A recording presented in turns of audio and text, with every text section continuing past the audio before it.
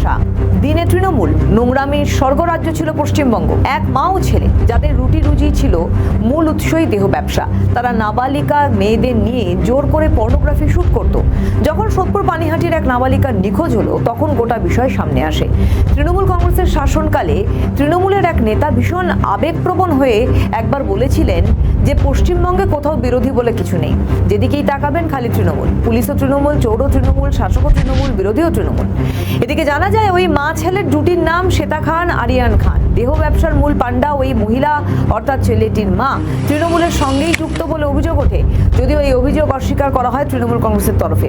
অভিযুক্ত শ্বেতা খানের সামাজিক মাধ্যমে প্রোফাইল ঘাটতেই সামনে উঠে আসে একাধিক ছবি, যেখানে দেখা যায় তৃণমূল কংগ্রেসের বেশ বড় বড় প্রভাবশালী নেতাদের পাশে দাঁড়িয়ে রয়েছেন শ্বেতা খান। এমনকি তৃণমূল কংগ্রেসের নির্বাচনী প্রচারেও তাকে বেশ অগ্রণী ভূমিকা নিতে দেখা গেছে।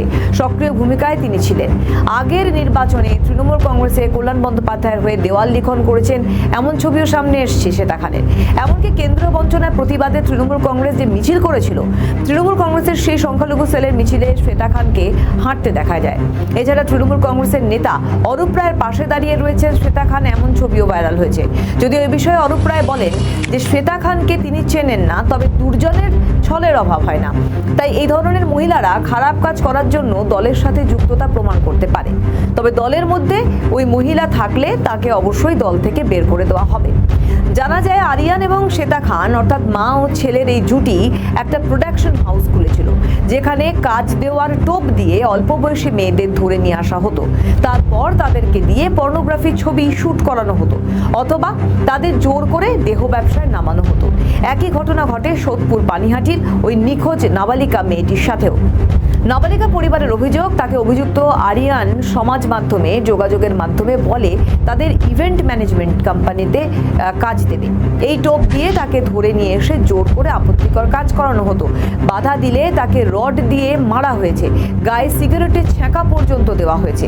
তারপর সেখান থেকে সেই মেয়েটি কোনো রকমে পালিয়ে বাড়ি ফিরে আসে। 5 মাস পর মেয়েটি বাড়ি ফেরার পর তাকে হাসপাতালে নিয়ে যাওয়া হয় এবং থানায় গিয়ে অভিযোগ দায়ের করা হয়। তারপর থেকে সেই মা আর ছেলে গা ঢাকা দিয়েছে। প্রশ্ন হলো, তৃণমূলের সাথে যোগসূত্রতার প্রমাণ মিললেও কেন তাদের ধরল না তৎকালীন তৃণমূল সরকার? সুতরাং শুধুই যে কয়লা পাচার, নিয়োগ দুর্নীতি সহ একাধিক দুর্নীতির মধ্যে এই ধরনের আপত্তিকর ও সমাজ বিমুখ পেশার মানুষদেরও একাধারে পরোক্ষে সমর্থন করে গেছে তৎকালীন তৃণমূল সরকার, এটা বলাই বাহুল্য। ফলে স্বভাবত এই নারী নিরাপত্তার জায়গায় যে প্রশ্নচিহ্ন থাকবে তা তো বলাই চলে।